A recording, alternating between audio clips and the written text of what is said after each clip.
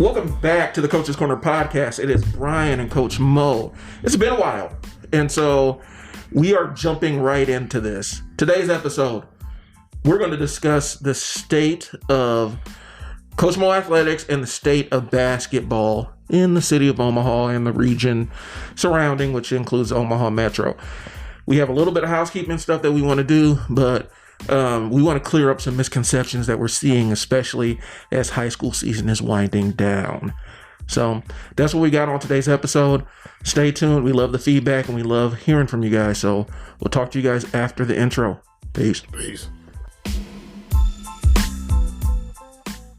Welcome back. So today, we haven't done anything in a while because it's been kind of a grind. Basketball season started up, and we've been, enjoying that. We've been trying to figure out how we're going to implement this coronavirus thing. And we've had some pretty interesting workarounds. We found some new partners. Shout out to Abide. They did our dynamic handles camp and have been pretty solid with us.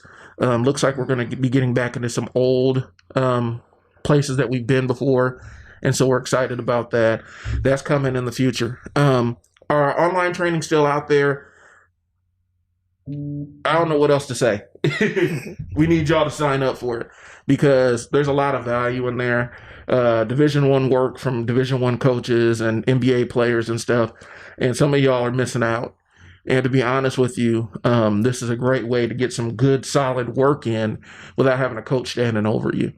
For our players, the ones that are currently on our teams, expect it to become a requirement. If we ain't seeing you putting in the work, you're going to see your minutes start getting pulled, especially if it's assigned work that we've given you about different elements of your game because we're assigning it because we want you to get better so you can contribute to the team. Am I on? Right. if you're in 8th grade right now, you're on our 8th grade team, you're about 4 months from actually being a high schooler. And then you jump immediately right into high school work and you're going to have required workouts up there. So we're trying to prepare you like we always do. We try to prepare you for those moments. Right. And we're going to get into it because this is something urgent. Coach Mo and I have been kind of racking our brains on this, trying to figure out the best way to put this. But we're trying to prepare these young men and young ladies for high school ball. With that, I think that Mo and I, when we've had our private conversations, we just need to bring it to y'all. We're going to be making some changes to the program to prepare these kids for high school ball because I think we're getting a lot of people that aren't too versed in how high school ball operates around here. And we're getting YMCA level, I almost say YMCA level commitment. Yep. For kids that are trying to play high school basketball. And that's not going to work. We have a good core of parents that are participating in stuff. And we are very happy with what we have. But moving forward, we need to put down these expectations because we're trying to prepare these kids to make a high school roster. And there's some elements of what we're doing that it just seems like there's a little bit of a disconnect. And it goes against what our programming is. Our programming is getting kids ready to make rosters or ready to make leaps in their basketball careers. And if we don't have similar expectations to high school programs, even for our 6th graders, we ain't setting them up for success. And so that's the conversation Coach Mo and I have had. Coach Mo, what are some things that just off the top we're seeing in terms of gaps in commitment or even misunderstandings about how the feeder programs work and all the other stuff around here? What are some things that you're seeing? I think right now, it's a tough year with COVID going on. And so Um, Fortunately, basketball has been one of the sports that has been able to maintain, and you can keep playing. But what we're seeing is, I don't know if that's given time for parents, players, coaches to just kind of be relaxed on expectations, but it's not going to work. We are going to get at a point where we're going to be somewhat normal again with basketball. Hopefully this year. And so the expectations and rules should have never went away. And so one thing I'm seeing with we'll start off first with feeder teams. Is the feeder team? Let me explain to you guys. Feeder teams is usually connected to a high school, so you'll have teams that are the junior so and so's or the mini so and so's that are for the high school, the big high school. Uh, but when I look at that is there's different levels. So you have teams that are playing in typically a platinum level. Your platinum level are your kids that are practicing 3 times a week, may play a little traveling ball with another team. Very, very consistent, and the commitment is there. And they just love basketball. Sometimes this is those kids' only sport or their main sport. You have like a gold level that's similar, but then you start having a silver and bronze, where the commitment's a little bit lower. But the expectations, I think that's where the gap is. Expectations not explained to the parents or explained to the kid very well by let it be the coaches, the organization director, let it be the parents to the kid. It's not explained very well. I coach high school basketball, as you know, and typically a roster we may go 12, maybe, and that you might have 8 to 9 that play consistently. It's really hard to get 12 kids into a game in high school. A lot of things go with that. Commitment, working hard, injuries come up. There's a lot of things that go to that. So when you see a lot of these feeder programs, I think the gap is you almost got to look around and say, if I'm on the bottom bronze team and I'm in 8th grade, not saying you can't work hard. I'm telling you, we've had kids work hard and get to that spot, but the expectation is if you're already not meeting the expectations in the feeder team, coming in next year with a 2-day tryout or maybe a 1-day tryout, and you're way behind, these teams know that. And they're only going to take the 12 best kids or 12 kids that are committed to doing what they have to do. So that information has been left out. And that can come from a lot of different sources, but it's important for kids to know because once they get in the tryout and maybe they don't make the team, it's tough to get on that team the next year. And it may not be because you're not talented or you go out and grind, do what you got to do, but now that they've had a year to evaluate those kids that made the team, it's going to be even harder that second time around trying to do it. And I've been there. A lot of my friends have been there, and so you got to be honest up front on what's happening, or not they're being dishonest as much, but you got to just tell them what the expectations is.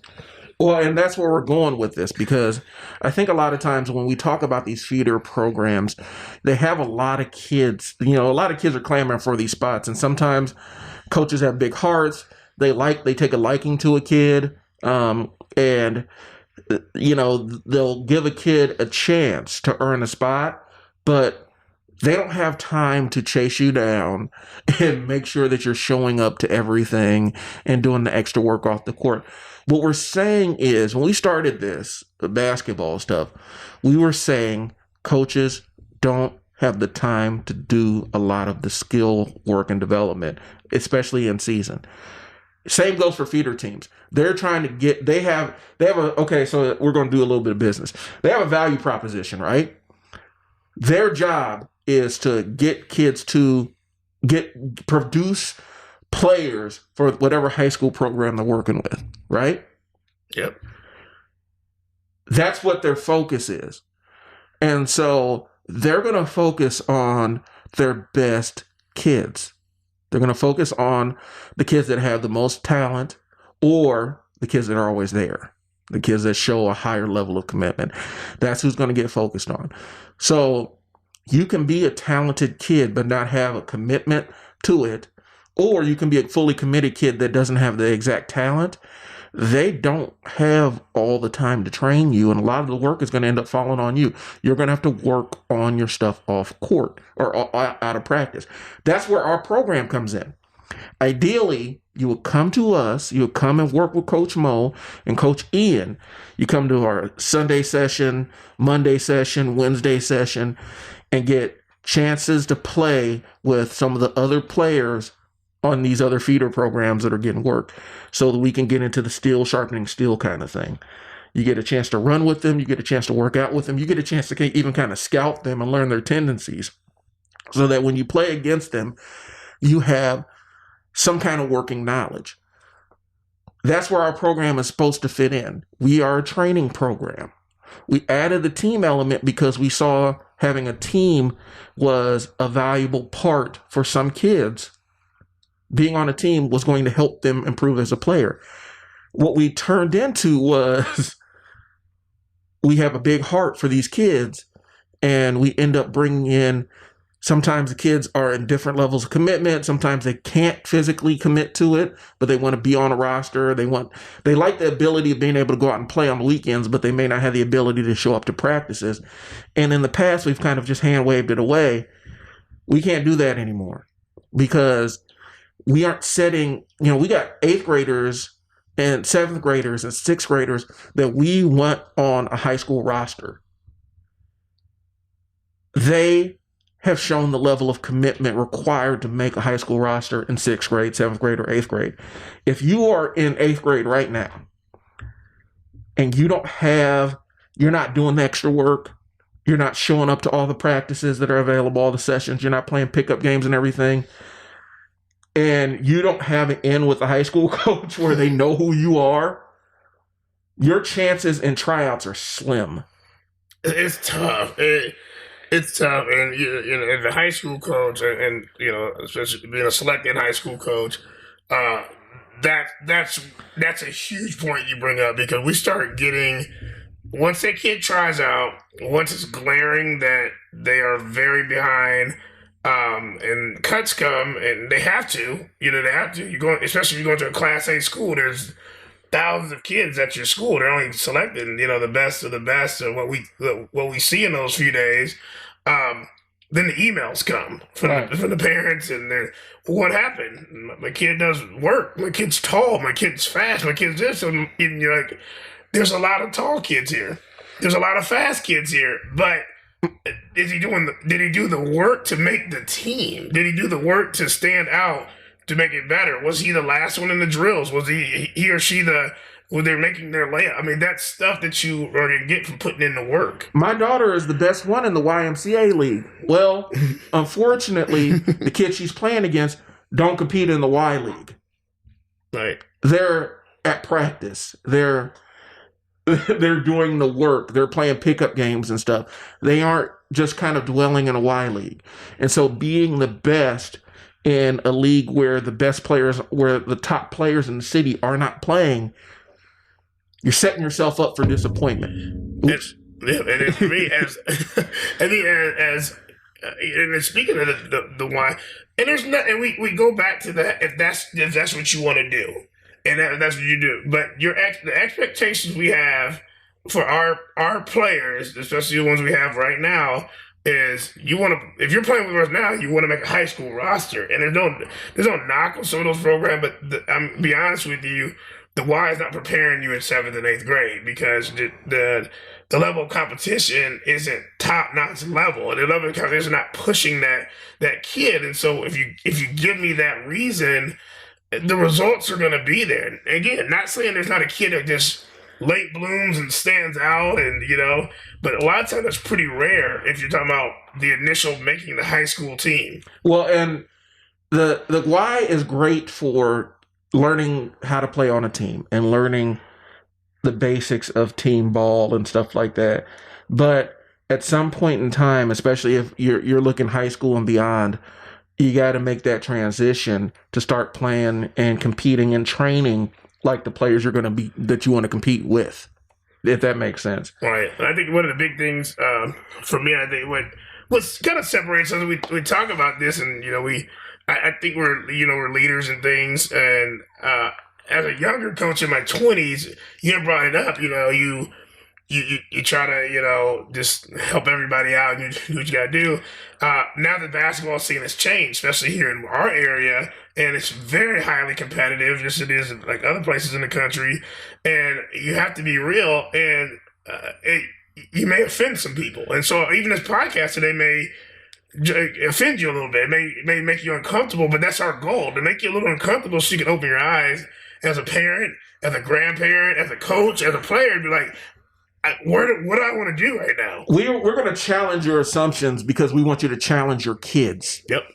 We want you to challenge your kids. We want to challenge the programs they're in. We want you to challenge them to provide training and develop your kid. And if they're not fulfilling that, we're here to help out with that. But understand, when you come to us, we're not playing, we're not doing. We'll develop any kid. We'll take a kid that hasn't played before and get them to a point where you could put them on a little kid's roster or whatnot, But we're focusing on getting better. We're not focusing on, we just put you on a team just because. And I think we kind of fell into that. We've fallen into that a little bit. And it's not disparaging anybody we have, because the cream rises to the top, and the kids we have on our rosters now have risen to the top, and it demonstrated that they're really ready to play. So the parents and kids that are currently with us, we're doing a service to them by putting in expectations so that when we bring in new teammates, they have expectations. They gotta earn their spot. They gotta earn the spot to be next to the other kids, because those other kids have put in the work. Yeah, and we get it. Life happens. And this is the same thing I tell our high schoolers. We know these kids don't drive. We got it. We know there may be weather. We got it. We know with COVID on, they may be sick. And I think and I'd hope your kids playing with a team that understands the life stuff that happens. What we're saying is, where's the communication? Where is, is this becoming a constant thing?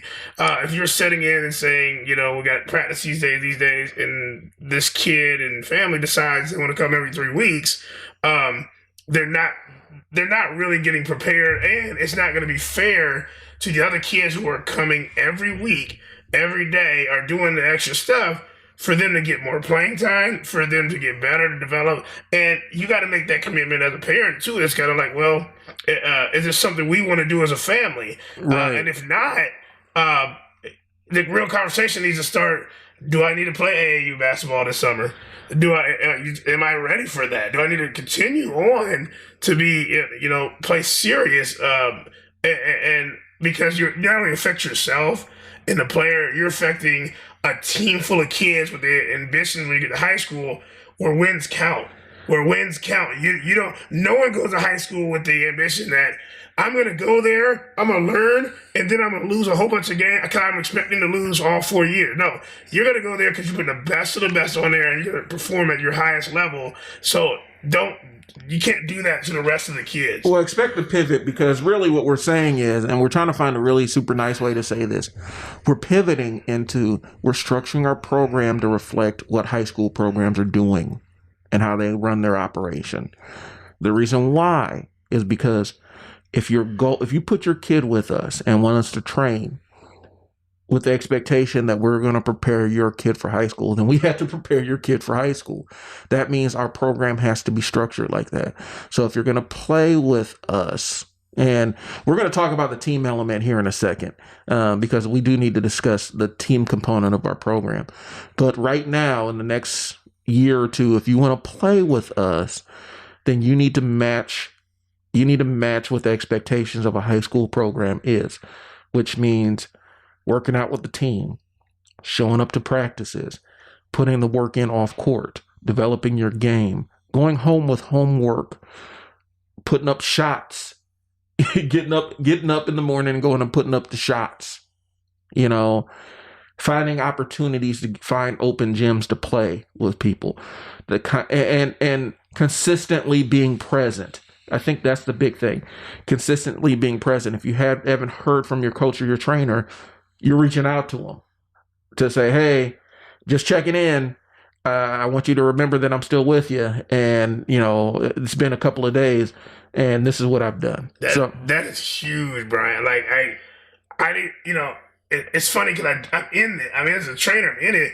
But you saying that is huge because that lets me know where you're at. That lets me know mentally where you're at. It lets me know where you're at. Let me know what's going on. I've had a challenge some kids that I train year round, and they'll go for these 2 week disappearing that, and someone will come back to me and say, "Oh yeah, I was at Genesis and I was playing basketball with my buddies," and I was like, but I mean, where's your training? Where have you been? Like, your buddies are either competing against you at school, or you're just out there having unstructured, just unruly fun to get yourself hurt, or you're not doing any undisciplined training. And I'm not saying there aren't kids that are self motivated, but I'm gonna be honest. How self motivated were you in 6th grade to hit the track, get some cones down, run some drills? I wasn't. I wasn't so motivated like that. Nobody kept it real with me. And so what we're trying to do is keep it real. If I would have had somebody be honest with my parents, if I had instead of saying, I was a kid that could jump early. I remember I was fast. And I remember being 7th grade, I could jump. And in 8th grade, I was super fast at track. I could jump, grab the rim, do those kind of things there. So the coaches just wanted you on the team because you're athletic. Well, they didn't say anything about, hey, so next year you need to work on your defense. Right. And then next year you need to learn how to get your cardio up. And next year, no one said anything. So I came into high school with the expectations of, if I jump and run really fast, I'm going to make a team. And that was not it at all. And I didn't develop until later. I picked a lot of stuff up in college and later. And some people are done after the first, you're getting cut as a freshman, they're done. Lots of people are done after that. Right. And so we're trying to prepare, and no matter how, this is where the pride has to get away from us parents, and even, and the expectations were like, listen, you may want to listen to what we're saying today, because the hurtful thing is, don't be that parent that's emailing a 3-paragraph parent to the coach because your kid didn't make the team, but you didn't ask what the expectations were a year or two in advance for what a high school expectation is. Well, and I think one of the things is, as parents, we're our kids' first advocates, right? Yep. Well, one of the things is that paragraph, you're talking about all the great things your kid does, and they work hard and they love the game. You got to understand, from the coach's position, they have 8 players that are the same way. They work hard, they love the game, but they showed up. And your kid missed 1 day a week, or decided, you guys decided that we're going to go out to check out the Grand Canyon in the middle of summer work. And this kid missed opportunities to play in some tournaments with his team informally. Coaches see that stuff. And that's where we talk about, we want to have the balance between having, this kid having a childhood and a family life and stuff like that. If you work with your coaches, they will help facilitate that, but you got to work with the coaches. You can't just unilaterally decide, oh yeah, we're going to take some time off. The coach is going to have to deal with it. Okay, the coach will deal with it. They will deal with it by finding somebody to replace your kid. Mm-hmm. And that's how they deal with it. The coach wants you to take family vacations, and they want your kid to play other sports. But their priority is their team. And so they're going to make the decision that's best for their team. So, teams. We're going to talk about teams. We're going to take a quick pause for the calls, and we'll be right back. Y'all not working like a team. I got to shut the studio down, yo. So before we get into teams, we need to have a conversation about this, because this still is about development. I'm a business owner, and I did a lot of self-education. I've gone through a lot of self-improvement courses and books and things like that. And I've gone through enough to understand that a lot of the self-improvement stuff that I was reading was trite BS. Trying to be keep it PG here, but it didn't. It gave me a lot of surface level stuff, but didn't really give me anything actionable. And one of the things that you stumble across is this 10,000 hours myth. And when I say it's a 10,000 hours myth, I'm not saying that there's no value in the number of 10,000 hours. And if you're not familiar with it, they say 10,000 hours of practicing something will give you a level of expertise to have mastery over it. There is no timetable on mastery of anything. And if you read enough people, you realize that the concept of mastery doesn't exist, because the more you learn, the more you realize that you don't know. And so even masters doubt their knowledge because they realize the limits of the edges of where their knowledge is. I'm saying all that to say this. 10,000 hours of going out and putting up bad shots.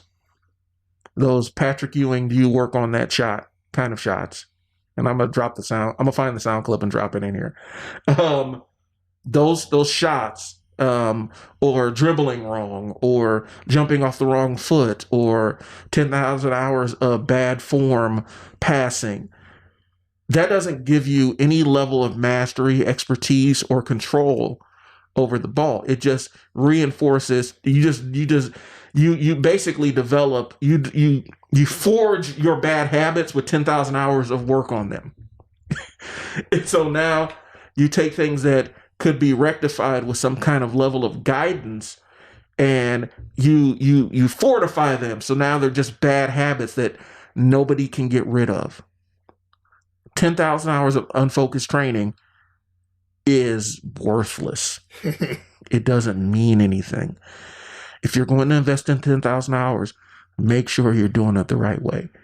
We have this is a commercial, kind of. We have an online training program where they'll teach you the form. They'll teach you how to shoot. They'll give you the cues, the physical cues, so that you can get that repetition in, so that you can make your 10,000 hours mean something. Because the last thing a high school coach wants to hear is you complaining about 10,000 hours. He's been out there for 10,000 hours working on it. Okay, 1, so he's been doing this since birth. 2, she did 10,000 hours of stuff with bad form, and so now we have to decode or translate 10,000 hours of bad form and break all the bad habits she learned because they went out there and did it without guidance. We have a program for you. If you can't get physically with us, we have virtual training. Right now it's like $60 a month. It'll help you improve your 10,000 hours. It will help you improve your 10,000 hours because you'll be getting guidance from literal experts in their positions. NCAA coaches, NBA players, people that actually put in the work that can tell you how to tweak your shot so that it drops the right way and tell you the right way. So stop with the 10,000 hour stuff. It doesn't mean anything. It's meaningless if it's not directed the right way. One thing I've noted, and I'll build off of that, is it all goes out the window when you play some real competition. It goes out the window when you step up another level. It goes out the window, all this, your so-called 10,000 hours, when your kid gets somewhat exposed. Right. And we all have times where we've played sports and there is that kid that's just light years better than everybody, that has that God-given talent. But it also, there's those kids that have outworked. Where you saw that kid 2 years ago, and you're like, what happened? Because now this kid is faster. This kid's better now.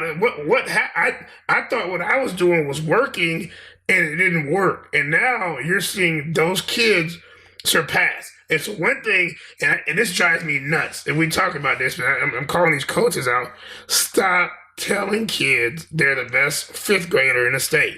Stop telling kids they're the hardest working 8th grader in the country. You don't know that. You can't quantify that. You cannot quantify this. You can't prove it. You're just you're putting gas in their head. You're gassing them up. You're gassing their head up. Yeah, I mean, tell them they're good for your team. Maybe they're the best scorer on your team. That is great. Maybe they're a pretty good defender, good rebounder for your team or for your little league. But we don't know that. We don't know that. And so once you say that, a lot of kids stop working. And so what we do with our training, what we do with the online thing is keep working. Keep working. Why do you think NBA players have an off season?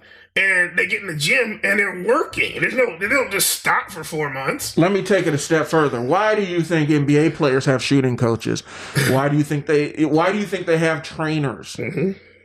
Why do you think they have people that train them on different elements of the game? Because it works.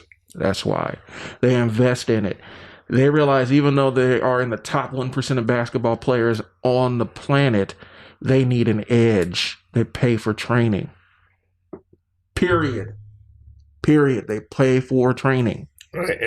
And again, training maybe not be for certain training might not be for everybody. Maybe in person, maybe you do have a good structured thing in person. Maybe you are doing it, But we're saying we give you an option online because you do. Right now we're in the pandemic, and there are times you can't probably get to the gym. There are times that you don't have. So what we're saying is, don't take 4 days off this week when you could have been doing some work. You could have did some structured work. We're saying that we have that option. Now, if you want to come in person, we have that option too as well, and get in that work. And again, we're not saying that anything anybody else is doing doesn't work, like that thing. But what I'm saying from going on both sides of it is, I can tell right away a kid that either took time off or has not developed themselves to be ready for a high school tryout. I can see it right away. I'll say it's not working. I will say, it's not working. If you are out with if your kid is out and puts in 10,000 hours of work dribbling, and they're dribbling high for 10,000 hours, you ain't improving nothing. And that's the bottom line of the bottom line. And if you don't have somebody there to say, hey, you're dribbling too high, then you just instilled 10,000 hours of bad dribbling with your kid. Period. I think, and I don't know if you agree with me.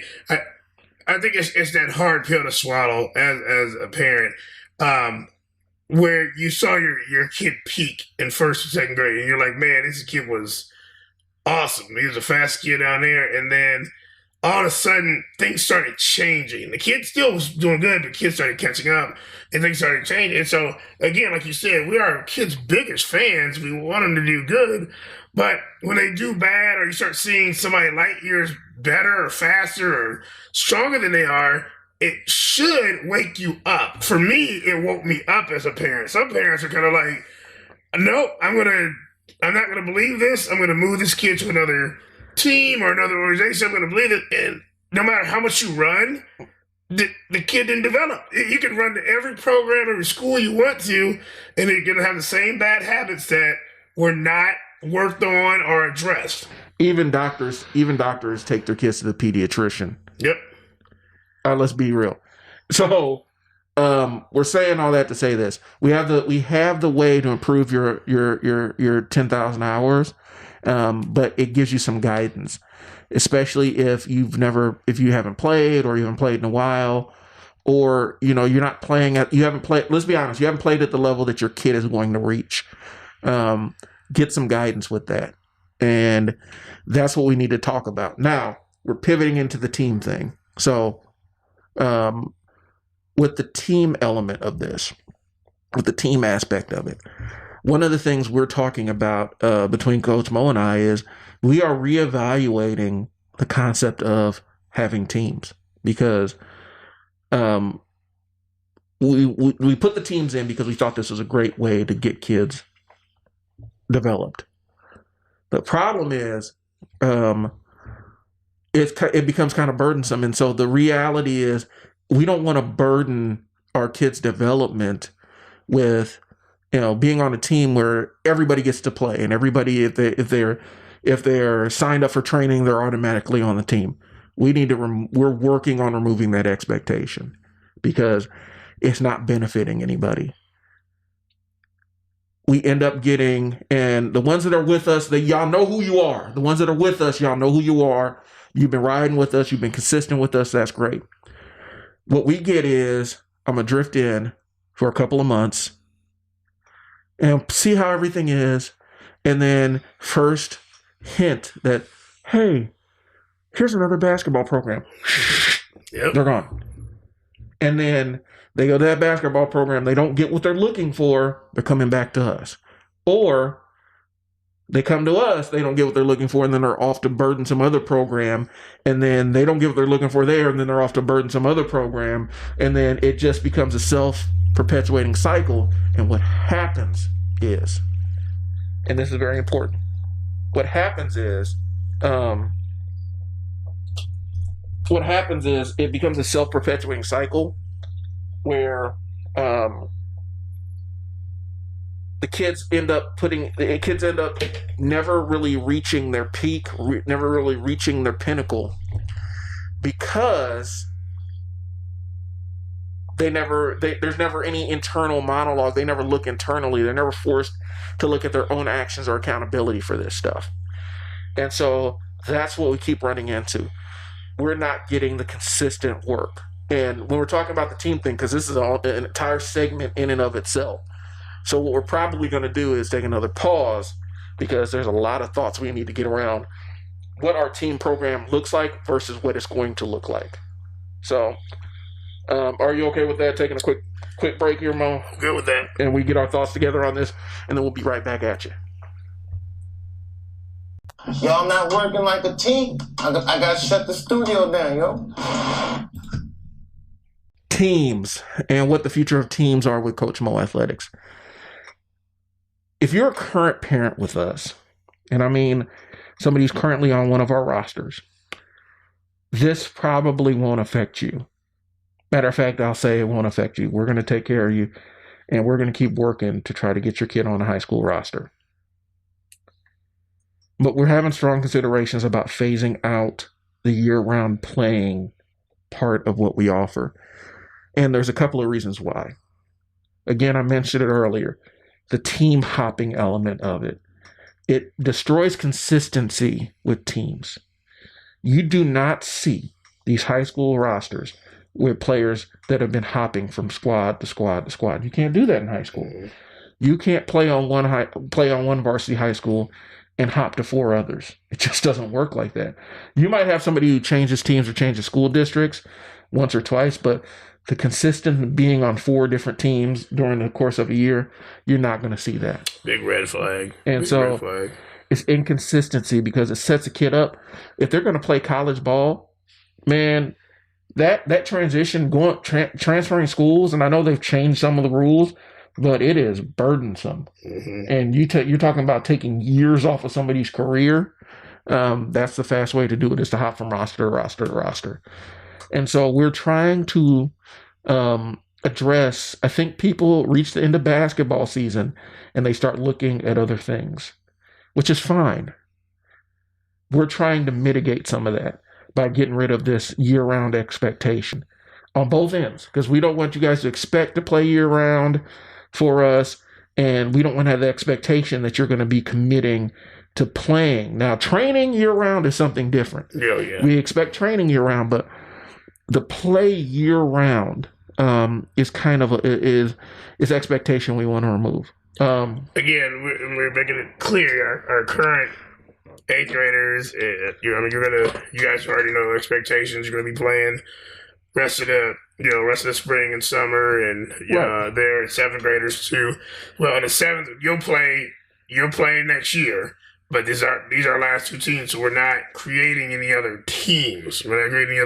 So we're strictly development. That is our expertise. That's what we've been, our strong point. We're development. So when you look us up and you see that, hey, where's all the team stuff? I got a 3rd grader who wants to be on a team. Now, we know a lot of great coaches here that we can refer you to, but we won't have teams, because what it does, and this is coming from Coach Mo himself, I never want to be a jack of all trades. They said jack of all trades and a master at none. Right. I don't want to do that. We don't want to do that at Coach Mo Athletics. I'm not a painter. I can paint a little bit, but I'm not a professional painter. Right. Okay. I can change a tire. I don't know how to drop an engine into a car. I'm not a mechanic, there. So I don't want to put that we do all these services. And when we first started this, long ago, when I started coaching, when it was 2021, I wanted to do everything. And I wanted to develop, train, coach, pick people up and get them ready for tournaments. And it not only burns you out, but it's a disservice to the kids because you're not really focusing in what your expertise is. And our expertise is player development, making them explosive, make them jump higher, run faster, getting them as an athlete of all sports, but in this case, particularly basketball. And we want to make sure we're giving the best product we can, and that's going to help us give the best product we can by eliminating extra stuff that we are not, we're just not going to do. And if at some point in the future we sit down and reevaluate it, the team element, if it comes back, it's going to come back as something different. It's going to be we hire a coach, and that's they actively manage the teams, and they're running our training program to get the maximum outcomes. But for right now, and I'm not saying immediately, I'm not saying if you're on our 7th grade team, you need to start planning your exit. We're going to try to get you to that finish line, to get you on a high school team. That's what our focus is. But we're not going to be starting a 4th grade team unless some things fall in place where it makes sense to do it. Otherwise, it's not in the cards. And so it's a lot that goes into team development, right. And it's just a lot. And we don't want to put we want to put the best, the best quality service we can out there every time we do it. We want that's business. This is a business we're running, and and at the end of the day, I love our 5-star reviews. At the end of the day, I love the kids coming back saying they got offers. I love the parents that like what we do, and we do that because we're keeping it real with parents, we're keeping it real with ourselves, and it's really hard for me to develop players as if I'm out, creating 4 or 5 different teams. And that's the transparency we want you guys to have that a lot of coaches won't be transparent about. A lot of coaches, and I mean, I'm not name dropping, this is all over the country. It's their philosophy is a little different. They kind of survive their business or program off of getting a lot of different teams, and they maybe not do development. And there's no problem with that. That's how you make your money. That's great for them. For us, I'd rather have that kid come back his senior year and junior year and say, hey, my point totals went up and my rebounds went up because you were developing me on the weekends when I was free, or you developed me during that summer, that spring gap. I was in there working 3 or 4 days with you, and I'm an 18-point scorer instead of a 14 because you developed me. We want those stories. And that goes back into what one of the main tenets of what we believe is just being on a roster doesn't mean you're becoming a better player. And we rather focus on being the better player and creating better players as opposed to trying to roster everybody and creating a team for them. And so that element of what we're doing, we're reevaluating it. But as we get this group of 6th and 7th graders, as they start reaching that high school level, we're probably going to be phasing out the team element. And the only way we'll bring it back is if we're kind of, like some of the other programs around here where they're running a nonprofit model, and that's kind of what they do. It's a not-for-profit program that they run. It has separate management. Mm-hmm. And they have different expectations and stuff like that, where you can create teams that aren't competitive, and you can put together teams that are just recreational and kids are just going out and having fun and shooting the ball and stuff like that, and learning the core philosophy of the game in a team environment. That's not what we're trying to do right now. We're trying to build better players. And I'm passionate since I'm in it, I'm passionate about doing that, building better players. I'm passionate about making sure they have the right, the right stuff. The individual kid, the team aspect. I'm passionate about that. We've partnered with people in the past. We've partnered with things, and one thing about us, we might be petty about certain stuff because that's who we are. But you know what? I never look at things in the past and get mad about, or opportunities that didn't work and those kind of things there, because at the time those were the right decisions. But I know for me, as I can sleep easy at night knowing that I've given 100% every time I have our Mondays is great. Like, I'll give you an example. Our Mondays are challenge night, and Man, I'm fired up to go into those and fired up when I'm done because the kids are talking about I can't wait till the next one. Wow. And I'm talking to kids that play for us, kids that play for a starting player for a high school, a kid from college, a kid that's trying to get it was so many different kids that were here and they were like, this is what I'm looking for. The development is what I'm looking for. And they can just drop in and do that. There are kids coming on Sunday doing a competitive open gym that I may not have ever met by just doing teams. They didn't even know what I did. These kids are high school, college players. Right. We have adults coming in that want to try out for professional teams and just drop in. I'm like, wow, this is cool. And our Wednesdays is, we do things as well. I'm like, and we're putting 100% into that.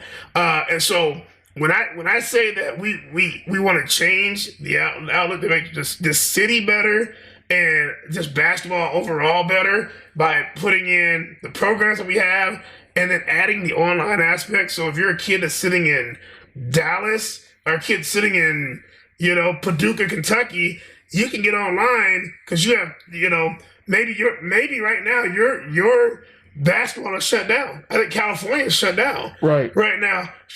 So what do you do when you go out in the driveway? What structure you gonna do? Hey, we have an online thing that can do that, and we don't say that just to be like, hey, this is what it is. No, it's good. If you go inside and look at this app, we're gonna have kids. They're gonna give some testimonial on their own that are doing this. And you're looking at that, man, there's some good stuff in there. There's some great stuff in there. The kids that come to our Mondays, they will tell you, they get challenged. Kids go to Sundays, challenged. Wednesdays, challenged. If you taught a lot of our kids, we've had these kids several years. Right. We've had parents with us several years. And then they refer other parents there because we're doing it for the right reason. It's development of the player. We're keeping it real for the kids and the parents and anybody that wants to come into and try our program. So what we're saying is we're trying to restructure this to go 100% in on the development piece and start trimming back the team piece of it. Now, we do have Coach Ian, who's been phenomenal, who's been lights out for us. We'll sit down and talk to him and kind of figure out where he wants to go with it. But he's got that seventh grade team for a while. He's got the seventh grade. He's got to deal with the seventh graders for a while. And so, once we get them to ninth grade with our development and then playing with Coach Ian, we're going to sit down and have a holistic conversation about, okay, what's next and what do you want to do? But right now, we are really focusing on the development piece of it. We'd rather have your kid make the varsity team as a freshman than to put him on our ninth grade team that's playing in season in tournaments. You get what I'm saying? Right. It's just that kid has a chance to just up there. And now, and this is going off the script a little bit, but I need to say it. I actually challenge some of the trainers, the coaches, the parents to reach out to us, and I'll tell you why. I challenge them because my parents weren't challenged. Right. No one informed them what was out there. I challenge the coaches to look at your rosters of your select teams. And this is your 7th, 6th, 8th grade teams. Look at your rosters. What's going on with the kids 8 through 12 that are there? Not your starting 5, not your 6-man. What's going on with the 8 to 12 kids? That's just kind of there. Are those kids going to be prepared? Are they thinking that since they're on this team that's undefeated with the starting 5 and the 6, maybe 7 is playing, are they going to ride their coattails into high school? And they're not. And I challenge you guys to get those kids to us and get the other kids to us too as well. But get them to us if they have any idea of thinking they want to play in high school or play at another level. Get them to us. I challenge you to do that. I challenge parents to look at your kid the next game, take some film of your own kid, watch them how they run, watch how they belt, watch how they match up with other kids. If you're seeing some huge holes in your game, get them to us. There's something we can help them do to develop. It doesn't matter if you're coming from the west part of town, south, north. We're going to help kids. So no matter what rumor you may have heard, or like that, like, oh, we only work with kids that go to this school. That's a rumor. That's not true. Yeah, we're these kids that only live on this part of town. That's not true.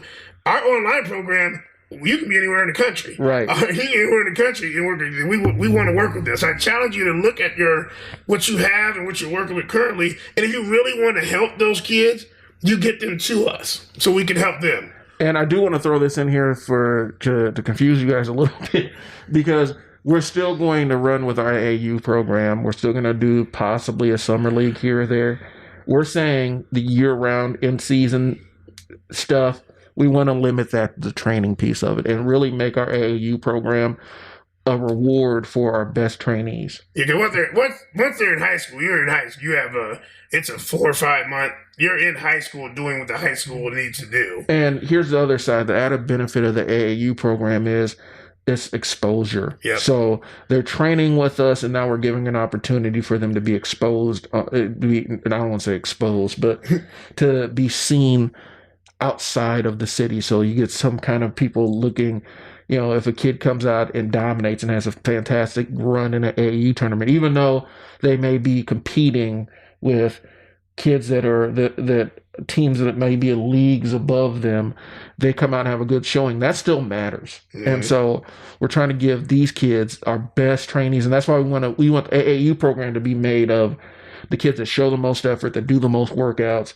that really take it seriously, that do the most off-court work, that do the mental stuff, that embrace every element of what we're talking about. We want to give them an opportunity to compete on that higher level. And that's the AAU program. That's going to be limited. That's not going to be a year-round thing. That's going to be in a window, because when we're doing it, we need razor sharp commitment to that program, because this is going to be an investment for the parents that are involved in it, emotionally, physically, financially. It's going to be an investment. And so we want we want a higher level for the AAU program.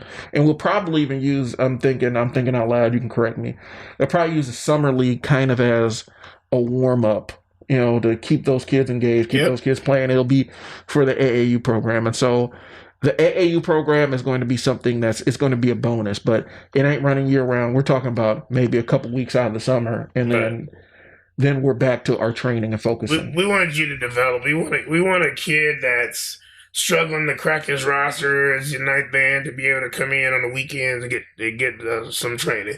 We want the kid that's is dominating and they want to keep dominating to come in on a Tuesday night and start some training. Just something different. But we want to have that open availability. Now, from again, people are getting rubbed the wrong way, which is, as I learned in business, not everybody should like you.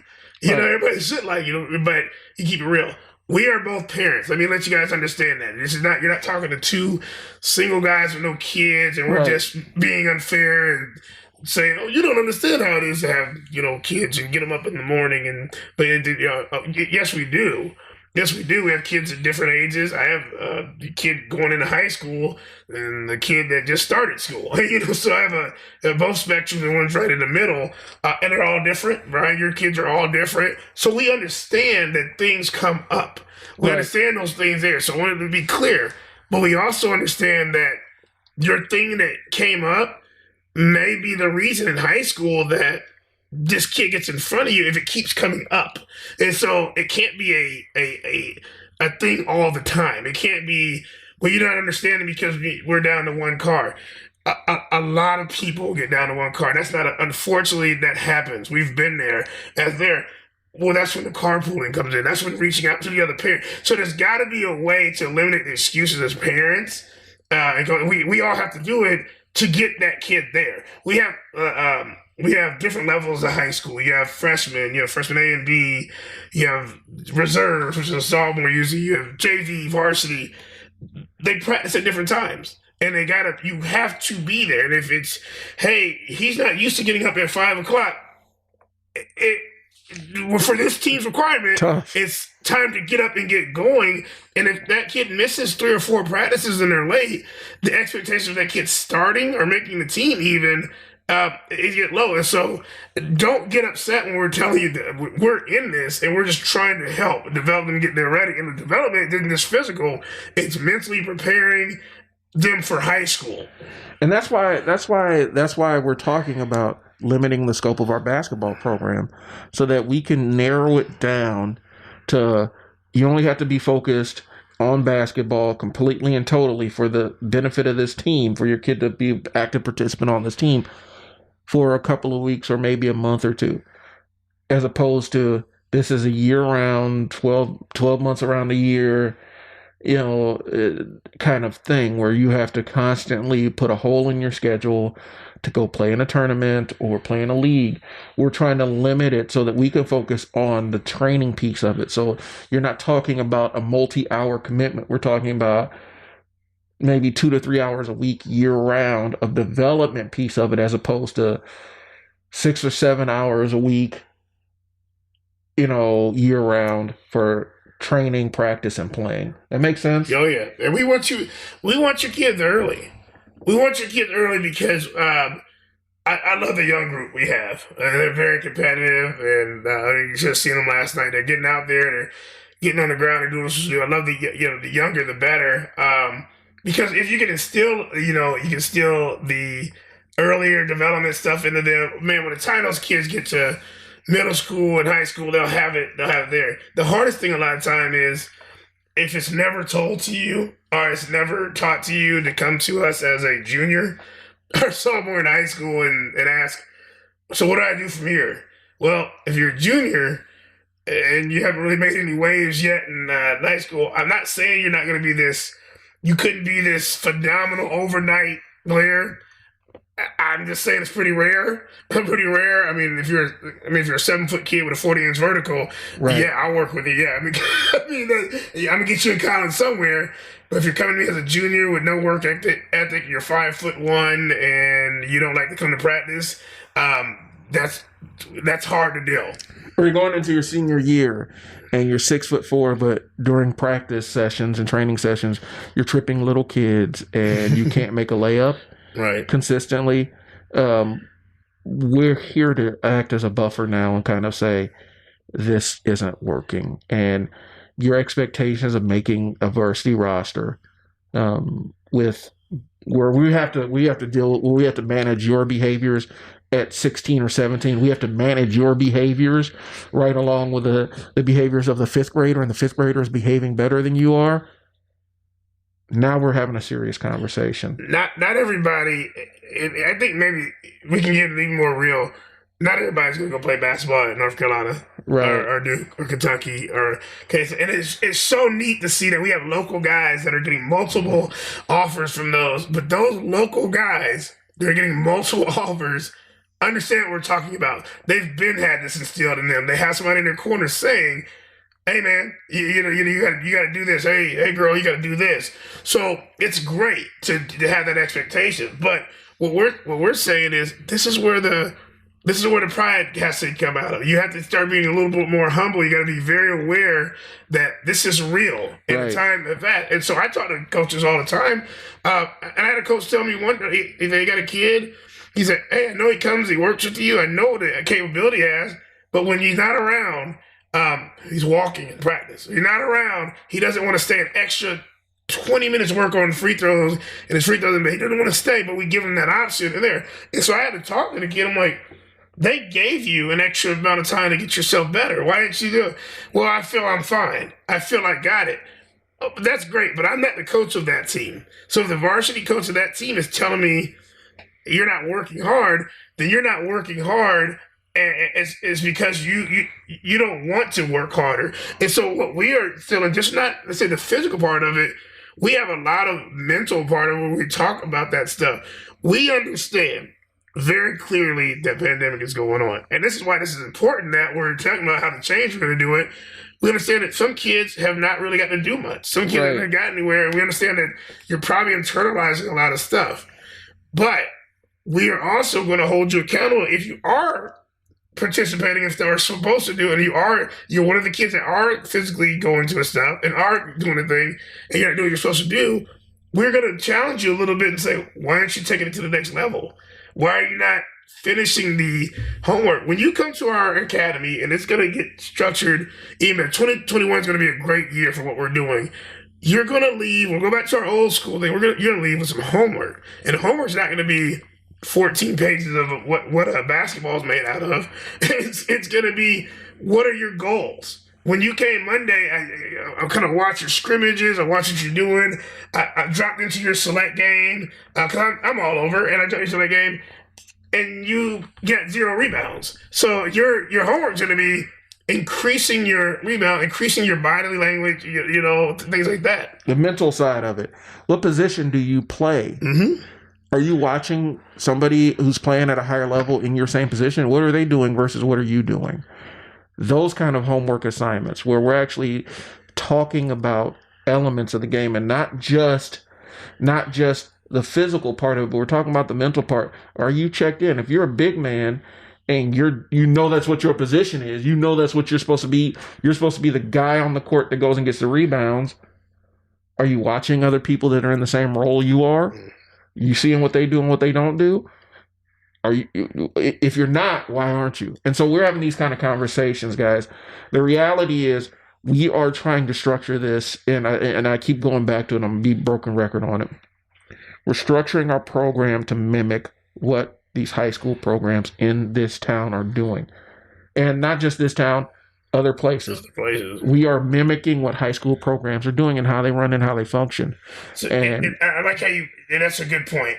We'll tell you how to high school, right? AAU's different. AAU's different. It's summer. It's exposure. As coaches, they're trying to get, if your goal is to play summer ball in high school is to get college looks, I think. I mean, that would be my goal. I'm not spending that money and traveling everywhere if I'm not trying to get college looks. That means you're on that hunt for that you continue your dream. And so you may play a little different in the summer. They may be the offenses might be a little different. They might let you run wild and do track, and that's fine. That's what you're supposed to do. We're saying in a structured high school, especially some of our high schools that are known for championships, known for getting their teams to the playoffs, you're not going to run in there doing your own thing. You're not going to run in there telling the coach when you're going to come to practice. You're not going to do that. So it's going to be a lot more structured. And I'm not saying AAU's not structured. I coach at AAU as well. But high school has expectations. Right. And you have to have your grades a certain way. Right. It's a policy for schools to have your grades. You can't fight. You can't do certain things to get your attention. And we're just telling you guys this so you don't walk in blind. You can't walk in like, I never heard this. We're telling you, and we're showing you. Right. We don't know how it is. They may be the 4 best point guards in the world coming to you as a freshman. We're not guaranteeing you're going to make the team. We're going to make it that you're developed enough that you can compete with those 4 kids coming in, not only physically, but mentally and being prepared for that. The AAU, look at it like this, and long story short, the AAU component of what we're trying to do is basically we're trying to market your player.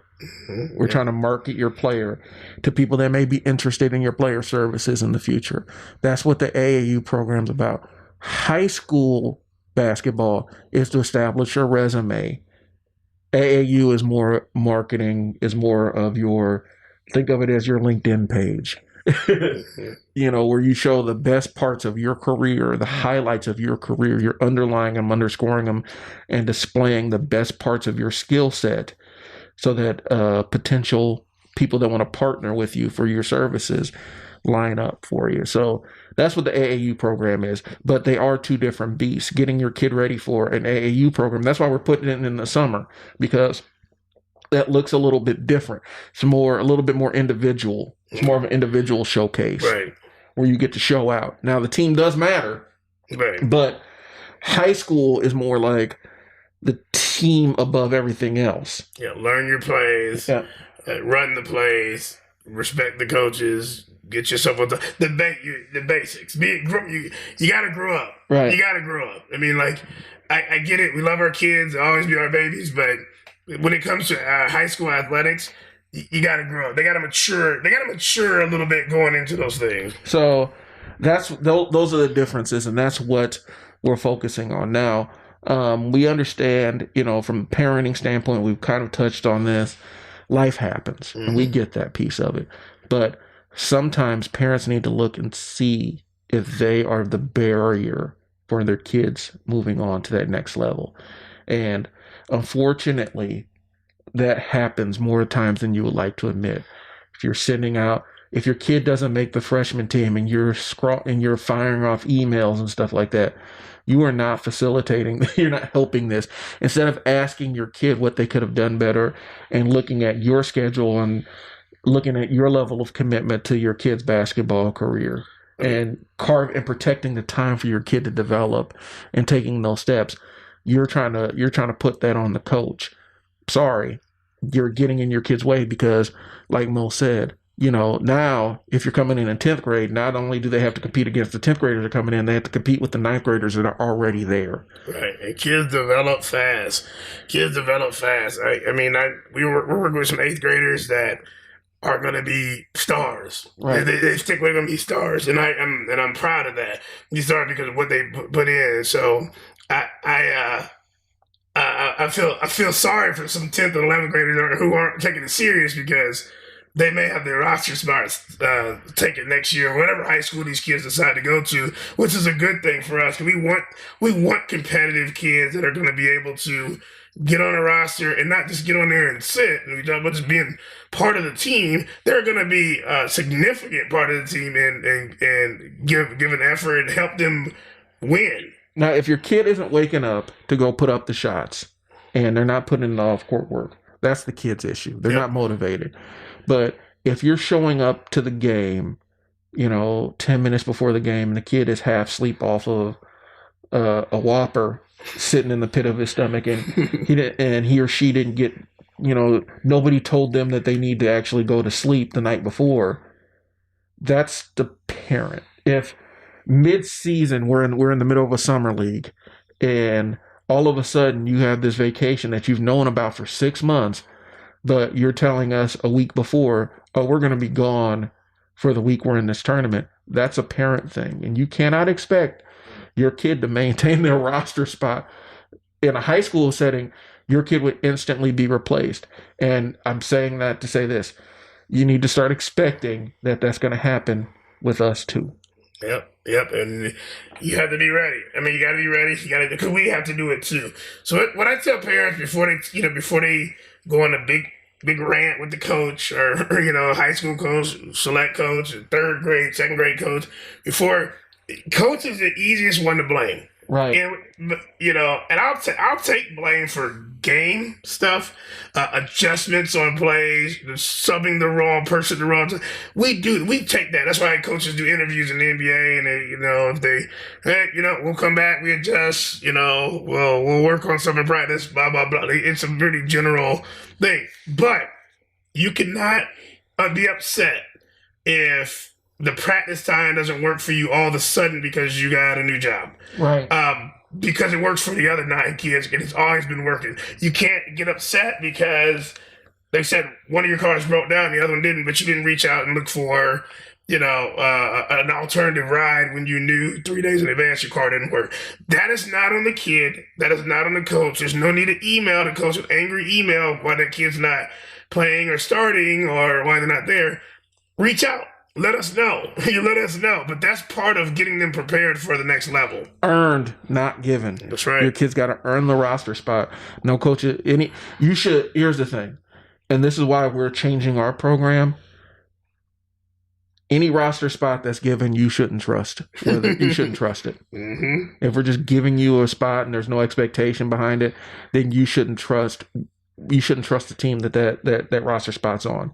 You have to earn it. You have to earn it every day, and there's expectations.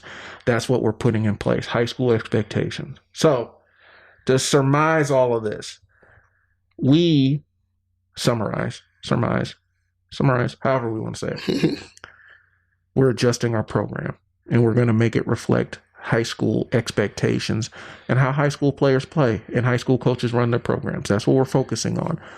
We have an online training program for those to get in. If you're one of the devotees of the 10,000 hours, we have an online program to help you make sure that you're getting the most out of those 10,000 hours, that you're making sure that you're practicing the right form. Because that's the thing.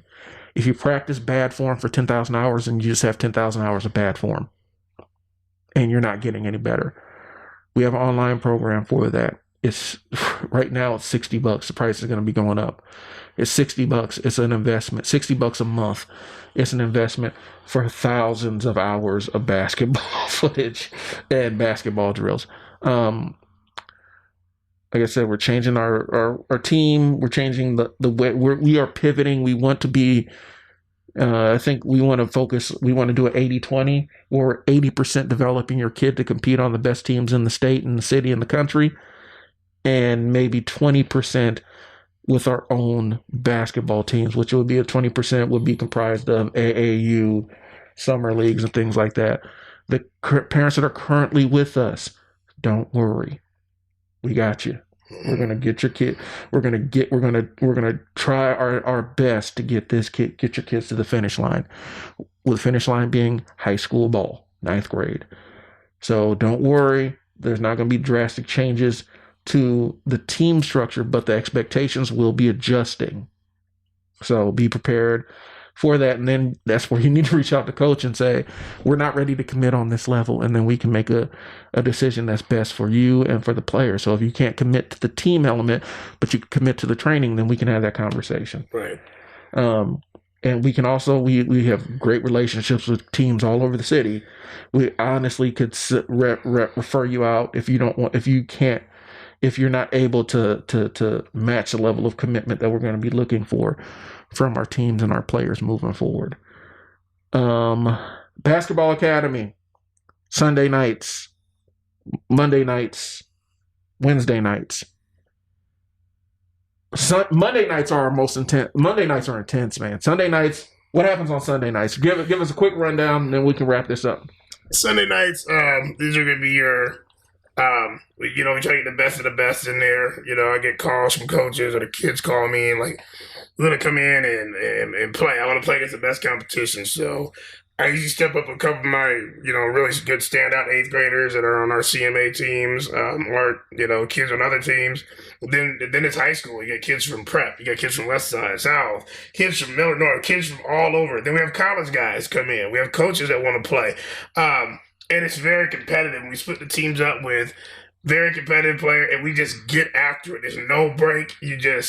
You play, you lose, the next team's on, and you just go. And it's a good way to get up and down the court. It's a good way for kids that maybe they're in high school and they're not getting a lot of playing time to get that confidence back a little bit. They get out and get some shots up. They get to play some good level. It's very encouraging. And, everybody's, hey, man, I know you're not getting that playing time you need to. When you get in the game, man, just go hard, man. Go to the rim. Go there. So it's great. Monday nights is our challenge night, and it's really it challenges yourself. We have time dribbling. We have how fast can you get down the court with a ball, and if you get it one week one speed, you're gonna do it next week faster. How many times do you get up and down the court without the ball? How many times do you get back on defense? We'll time that. X amount of dribbling with your left hand, X amount of right hand, X amount of layups. It's up tempo, and it challenges yourself. And by challenging other people, you challenge yourself. Am I ready to get better? Am I ready to get faster? When a coach said I couldn't rebound, what do? We're going to have rebounding stuff, and you're going to keep going. And it's very fun. All ages. And so you can be beginner, which could be kindergarten through whatever. You have an elementary group that comes 7 to 8, and our middle school and up goes 7 to 9, because it's a lot of stuff that's intense. And then we scrimmage for that second part, and we get up and down the court. Let me ask you a question: how strict are we with the elementary kids? Say we have a 5th grader that plays at a 7th grade level. He can play up. Okay, they can play up. So we have that all the time. Like, hey, you're good enough. We have a kid that's on our 7th grade CMA team that plays up to our 8th grade as well, because he's putting in the work to do it. Wednesday nights I love Wednesday night. This is our original basketball academy nights, where we do a lot of team stuff, passing the ball around, passing and cutting. Where you talked about earlier, where am I at on the court? So when I'm passing the ball, why is my back turned? Why, where am I at? What am I supposed to be doing on this? And we talk through that stuff. So it doesn't matter if you're a beginning 1st grader playing for the Y, you still got to kind of know where you're at on the court. It makes the game a little bit easier. You still gotta understand that not to over dribble, when it's easier. And then with the older kids, we split them up. It's like the same thing you learned in first grade. Now you should have to learn now, but at advanced level, you still need to know where you're at on the court. Why are you dribbling 17 times in a circle and 4 people are trapping you, Right. So we work on that team element part of it. And then on top of that, besides the basketball part, we have our total athlete training. Everybody can see that in there. And so we have days on Tuesdays, Thursdays, Saturdays, Sundays, where people come in and you can get some band work on your speed, your vertical, and do some lightweight training as well. So you have a lot of things you can get involved in. It makes you a better overall developed player. Right. So those are our basketball academy nights. We're focusing on making better players, and that's really what it is. We say building better players. We don't take it lightly. And the 2020 Project 2021 is the emphasis on building better players. Period. So thanks for tuning in. It's Brian, Coach Mo. We will holler at y'all later. All right, peace. Peace.